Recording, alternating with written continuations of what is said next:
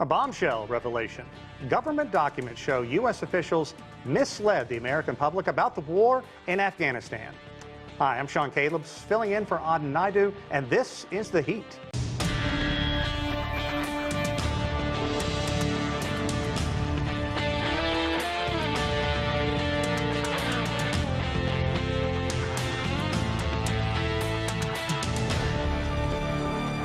A trove of documents obtained by the Washington Post newspaper detail how 3 U.S. presidents and their military commanders falsified reports about making progress in Afghanistan. Quote, "We didn't know what we were doing," said one Army general in the papers. After 18 years of instability and violence, there is still no end in sight to the longest armed conflict in U.S. history. The disclosures come as U.S. President Donald Trump is expected to announce a partial troop withdrawal. The administration is also hoping for a peace deal with the Taliban. So lots to unpack here. Let's get straight to our panel. Joining us from Kabul, Mushtaq Rahim, founding member of the Afghanistan Affairs Unit. Richard Becker joins us from San Francisco. He is the West Coast coordinator for the Act Now to Stop War and End Racism Coalition. And with us here in Washington, D.C., John Sitilides. He is a global risk analyst and a consultant with the U.S. State Department. Also in Kabul, Intizar Kadim. He is the director of the Center for Development and Peace Studies. Gentlemen, I want to thank you all. Mushtaq, I want to begin by starting with you, talking about the exhaustive information that is out there.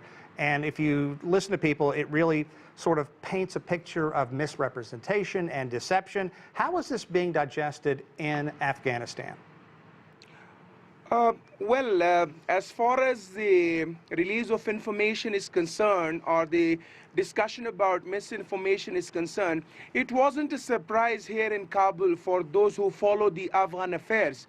And the reason behind that is that amidst all this chaos that has been happening in Afghanistan since 2001, where the strategies have been changing so frequently, the vision for future in Afghanistan as far as the engagement of international community is concerned have been a moving target all the times. If you look at these practices, it wasn't much of a surprise because we have been seeing all this happening in the country going back to 2001. Since then, in all spheres of life, in all spheres of governance, in all spheres of development work in Afghanistan, there have been changing tactics, changing positions, changing strategies, as a result of which we have been seeing fatal mistakes being committed by the international partners of Afghanistan. So wasn't much of a surprise, but yes, the forward that it has created, the new discussion that has emerged as a result of release of these papers, there is an expectation that it will have a positive impact as far as the outlook and future visioning for Afghanistan is concerned. We believe that Washington will reconsider its tactics and its strategies for Afghanistan and try to come up with something more cohesive and comprehensive that can help the country get out of the situation, the crisis it has been facing. Intizar, I want to follow up with you because I've been there several times reporting, and I've talked with officials, both Afghan and U.S. and international, that in essence say that corruption is as much a threat to Afghanistan as the Taliban. So do you think the fact that these papers are now out there for everyone to read, is that going to have any effect moving forward, both from the Afghan point of view and the U.S. point of view?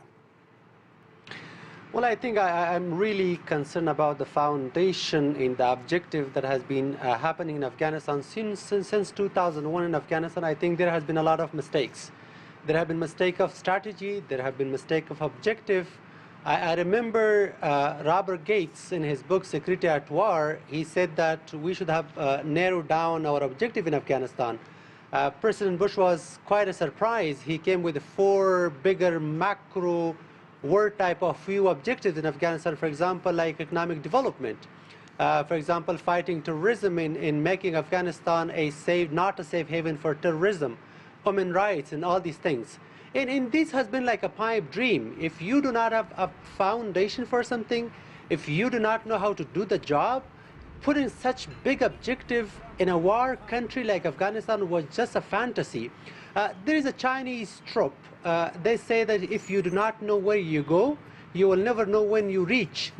And that was quite a practical scenario in Afghanistan. Since 2001, there was quite opacity in Afghanistan and things were not clear. Tommy Franks was quite a surprise. All of a sudden came to Afghanistan and started the war. And today we are suffering and pay the price of the mistake we have been occurring in the last 18 years. Well, Richard, let's talk about the U.S. goal. Remember, the U.S. got in right after 9/11, basically to quench this desire for revenge after the 9/11 attacks here. The goal was stability, security, transparency, all very ambitious, as we just heard. But I want to quote one general who has written, or was quoted in the Afghan Papers, Douglas Lute. "We were devoid of a fundamental understanding of Afghanistan. We didn't know what we were doing." So do you think the U.S. made a miscalculation? Well, I don't know if it was a miscalculation, but I know that it was really a crime against the people of Afghanistan. The Answer Coalition, which I'm part of, had the first demonstrations the day after the invasion happened, and we've been opposed to it ever since. And I think that the Afghanistan Papers make it clear that this has been nothing but an exercise in killing and destruction and corruption. You know, it's really something that today there's going to be the impeachment vote, but it's not going to be discussing at all the real crimes and what's been done to Afghanistan, as well as what's been done to Iraq, what's been done in Yemen. These are the real crimes, war crimes, against the peoples of those countries. And there's not going to be a solution that is imposed by Washington and by the Pentagon.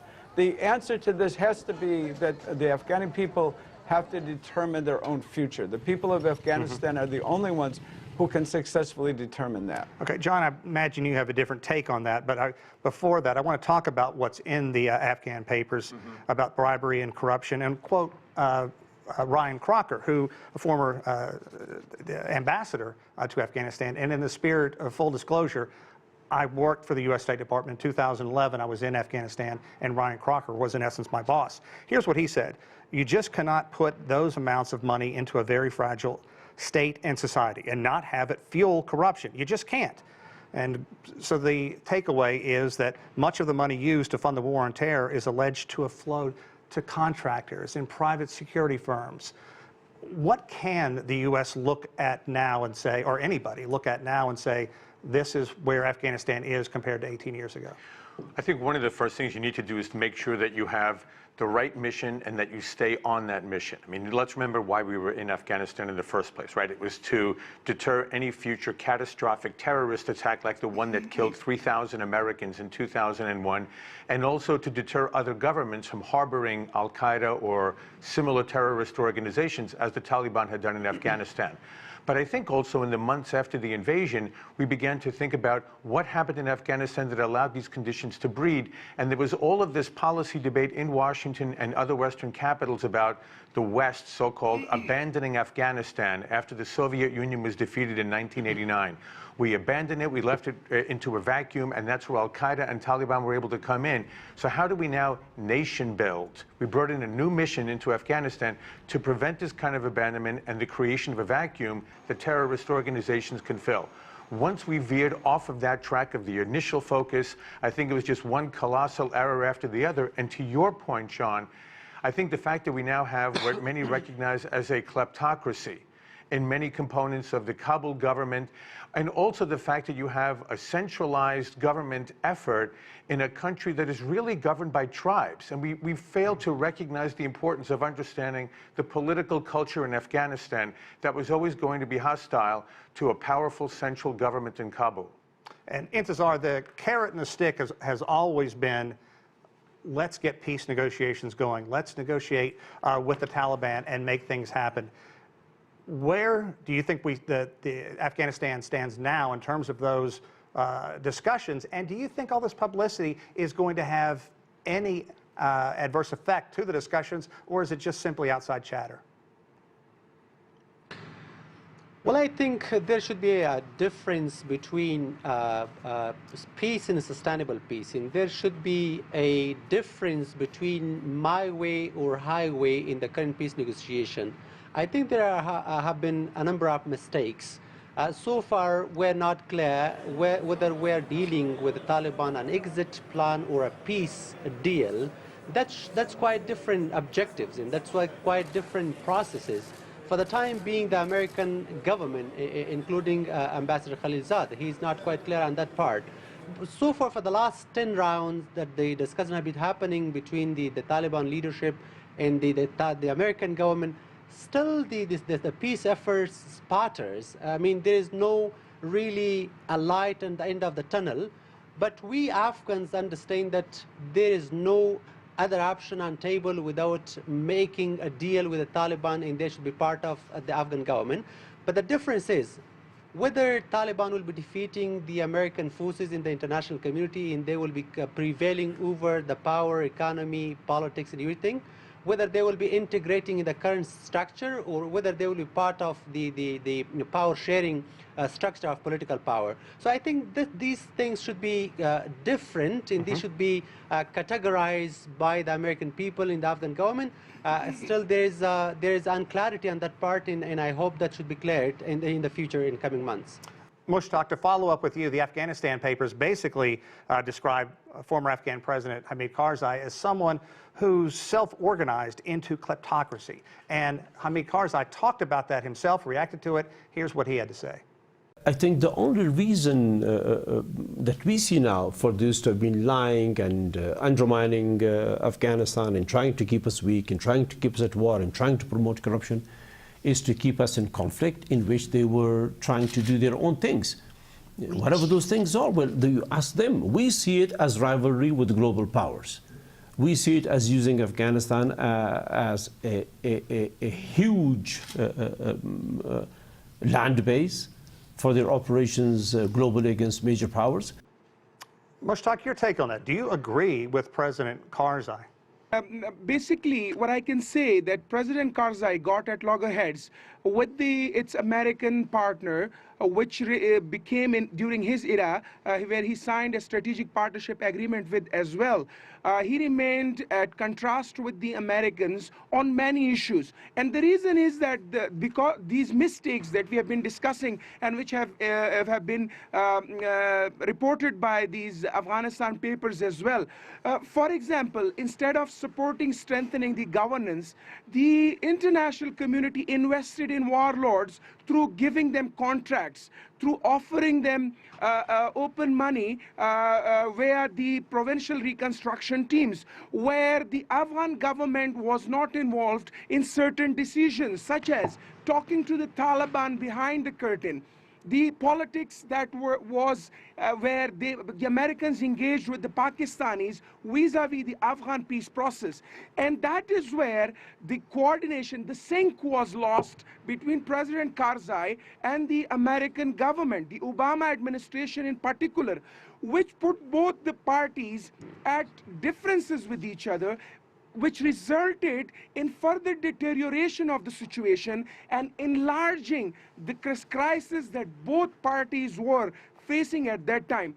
As far as President Karzai is concerned, he has always been, starting from 2009, 2010, where he faced the Americans, where he saw the Americans, particularly the special rep of the US administration for Afghanistan, Richard Holbrooke, who interfered in Afghan elections, where the Yuna Maher Qaide, as well as President Karzai, were not in sync. They were against each other. And President Karzai saw the Americans to be working against him. He has some valid points to raise. Right. He has some certain concerns which one has to agree with. But in general, yes, these differences of opinions occurred because of these fatal mistakes, these continuous mistakes, which resulted in this situation. Now, coming back, I want to say a couple of sentences on the tribal groups fighting the central government. I tend to disagree with this one because it was not the tribal groups that were fighting the central government.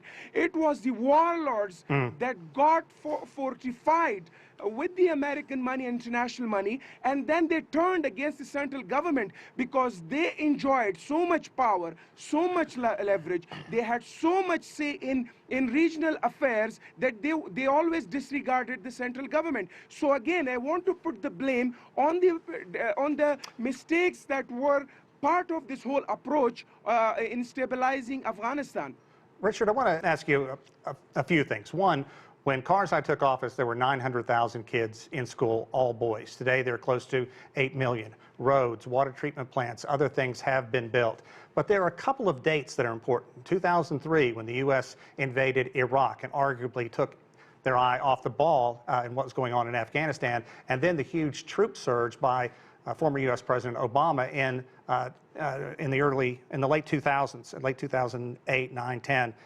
Let's talk about that and compare the Afghan papers to the well-known Pentagon papers. Do you think there's any comparison, or do you think the Pentagon papers were so much more significant?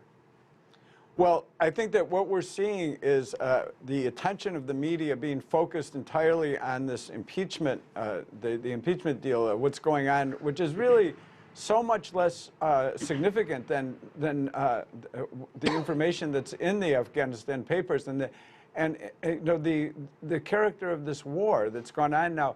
Really, the U.S. intervention began in 1979. It's 40 years now that this is going on, and it was that intervention that really created the conditions that that over a period of decades brought us to where we are today. Brzezinski, who was then the national security advisor, told Carter, we can give the Soviet Union its Vietnam if we intervene now. And they intervened on the side of those elements who were burning teachers alive for the crime, the so-called crime of teaching girls to read and write, and children to read and write, and attempting to bring about those who are attempting to bring about land reform in the country. So we have this history that is almost entirely ignored, including to a large degree and almost entirely ignored in the Afghanistan papers. But the Afghanistan papers are very important for people to understand because it shows this is an adventure, that's gone on for all of these years that has absolutely no chance of succeeding in bringing about stability to Afghanistan. The war cannot be won. That's been clear for many, many years. There was the surge by Obama, the troop surge. That did not work. Now we have an airstrike surge going on where there were twice as many airstrikes last year. And who's suffering from this? It's the people of Afghanistan. And it's not going to end until there's an end of the U.S. occupation of that country. John, let's talk about the fact that the papers are out there. And Sagar, the Special Inspector General for Afghan Reconstruction, has been investigating how money's been spent in Afghanistan for more than a decade. But now we have names attached to who said what. We haven't seen much reaction from the Defense Department, from the Pentagon. Is there an upside to these people talking, or do they just kind of just simply let it go? No, I think they're trying very much to control at least the media damage, the way that the Washington Post has portrayed what in many ways I think is unfortunately a non-story. Because we know that much of the information in the so-called Afghanistan papers, which are nothing like the Pentagon papers, this was all unclassified information. It was available in a series of reports that were published in the Special Inspector General's website going back to 2014. 8 major reports that detailed much of the information in these so-called, Afghanistan papers. What's different is that the confidentiality of hundreds of people who've spoken to the Special Inspector General under terms of confidentiality are being exposed by the Washington Post. So what's going to happen forward? Are people going to want to talk about things? Well, it's human nature. It's a matter of incentives. Why would I, if I'm working in the government, speak to an Inspector General under terms of confidentiality if I believe that in 2 or 3 years the Washington Post is going to put my name out there and endanger my career? It's going to make it much more difficult for Inspectors General in the United States government to root out abuse, to root out fraud, if we have these types of fake stories coming out in the Washington Post sold as something far bigger than they really are. Anyone who would want to do the research could have found almost all of this in the Special Inspector General's website for the last 8 years. Intezar, I saw you shaking your head at one point. Do you agree with what John just said, and what do you think the concerns are moving forward if the Pentagon or Defense Department does not come out and specifically address all these concerns? Well, I think I was agree with John that these are not the new stuff that came out by Washington Post papers. It is the repetitive song we hear again, or it's a colorful movie we already watched, but that was black and white. I translated a book written by General Daniel Bolger, and he said that when Joe Biden came to Afghanistan, he asked the American soldier in Afghanistan and asked him that why you are here. A lot of American soldiers say that we do not know, but one soldier said that we came here for development, and that was also a wrong answer, because a soldier with a gun does not ensure development, but he destroy, and that's the mission of soldier around the world. I think that was completely a clear signal of the American soldiers to Joe Biden, and that was 2009. In the American government and also the international community, the United Nations, the Afghan government should have learned from all those mistakes. But we just turned blind eye toward that. So I think today nothing is new. We committed a number of mistakes here in Afghanistan, also in the war, also in development, and also in bringing peace. For example, arrogance and ignorance have been the two components that just add up back to the deterioration of the situation. Second, we focus on Kabul and forgot the rest of the provinces for bringing democracy, development in Afghanistan. And then we focus Afghanistan and forgot about the region where the terrorism has been fed. And today we are paying the prices, the 2,300 American soldiers who died in Afghanistan, the 20,000 more injured, and a lot of the 40 or 50,000 Afghan soldiers died. All these have been because of mistakes that would have been recovered in early stages. By the way, mistakenly, intentionally, or unintentionally, we turn blind eyes and then we pay the price today. John, do you think that's accurate? I think there's so much to be said about what's happened historically, where we are today, and how we avoid this kind of a situation going forward, both for the sake of the American people and our tax dollars being properly used by the U.S. government, by our politicians and our military to achieve achievable purposes in the national interest of the United States and our partners, but also to ensure that we are not doing great damage to parts of the world where we're responsible for the men, women, and children once we move in with, frankly, in this case, hundreds of billions of dollars, where neighboring countries are watching to see how the U.S. operates, and where, unfortunately, we still have power politics that does play out, as one of your panelists said. It's not just what's happening in Afghanistan, but Pakistan, India, China, Russia, Iran, they're all watching what's happening in Afghanistan. So there are significant geopolitical consequences here as well. Gentlemen, I want you to listen to this. President Trump is expected to announce a withdrawal of nearly 4,000 troops from Afghanistan, and the talks resuming between the United States and the Taliban. This is what Secretary of Defense Mark Esper said he wants with this reduction. Listen to what he said.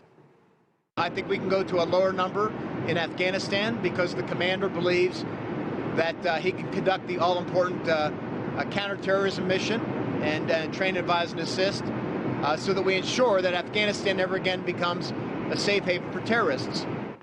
Richard, I want to get your response to this. Is it going to be good to pull about 1/3 of the U.S. troops out of there?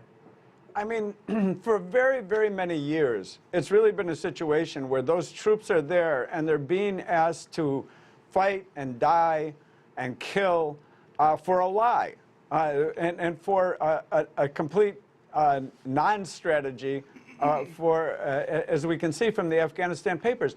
That's what is made very, very clear, is that if your strategy is continually changing, you don't have a strategy.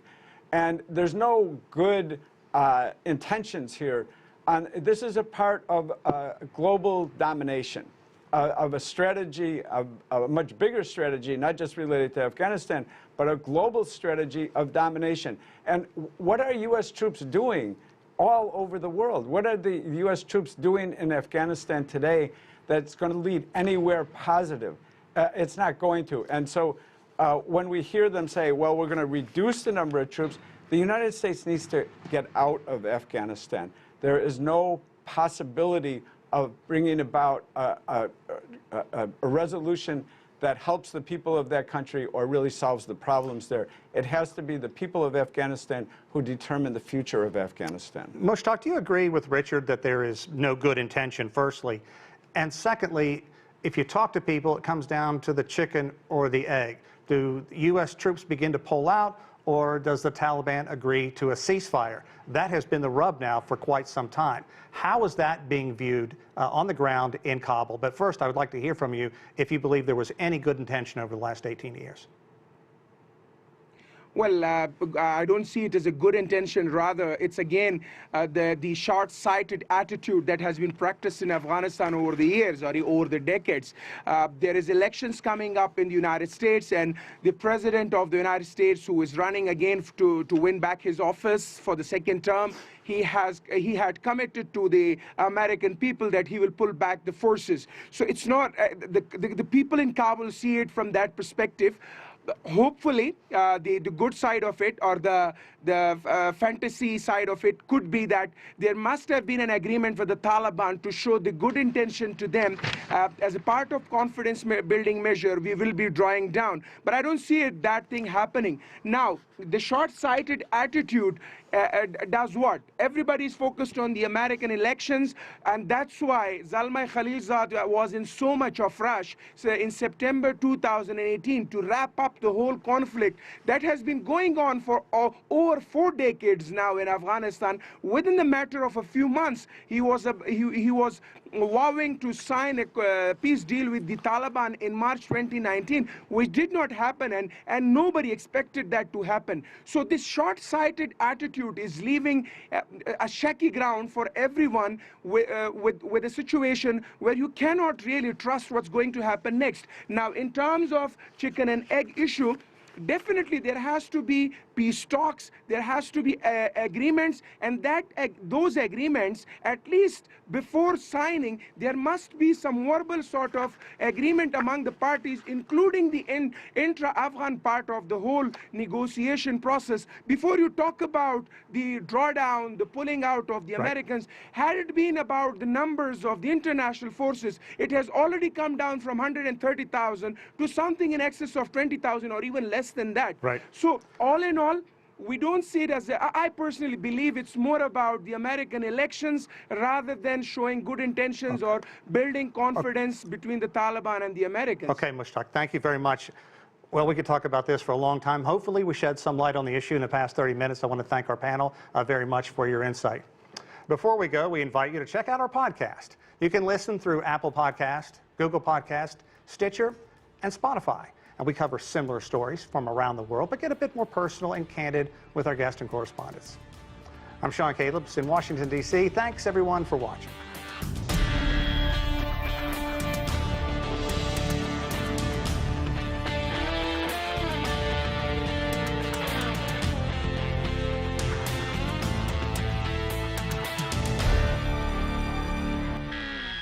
Hello everybody, I'm Anand Naidu. If you enjoy the thoughtful, engaged discussions you see on The Heat, you may also want to subscribe to our podcast. It's appropriately titled The Heat.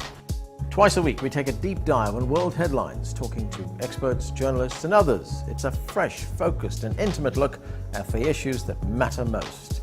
Whether it's the Hong Kong riots, the latest Middle East conflict or US politics, The Heat podcast gives the clear context needed to understand both what's going on and why. And what's best, we come to you. Whether you're at home or on the go, you can find The Heat podcast just about anywhere podcasts are found. Just search The Heat CGTN. Have a listen today and subscribe. Thanks.